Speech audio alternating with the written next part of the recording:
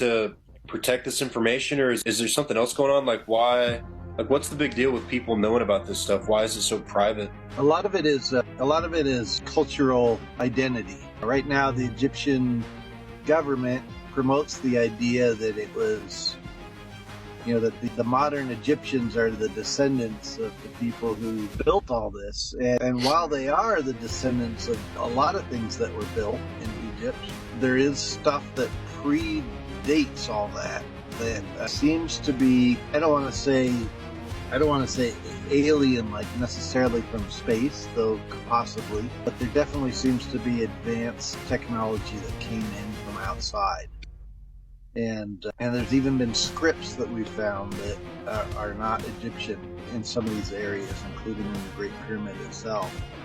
And, it raises a problem culturally when your identity of your people are the pyramid builders, or are the inheritors of all this, even though they don't know how to do it themselves. What scripts did you find in the Great Pyramid?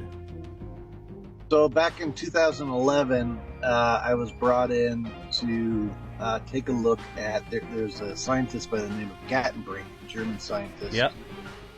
And he had sent little robots up the shafts of the Great Pyramid, and in particular in the Queen's Chamber, he sent a robot up the shaft, and he found a door, and this was publicized.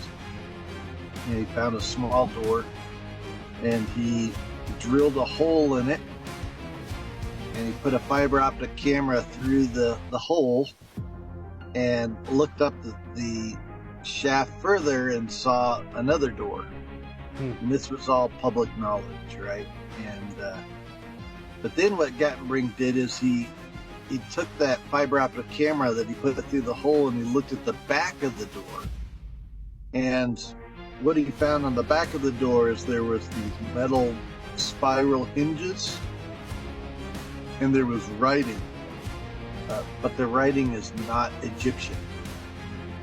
And he was so freaked out by this.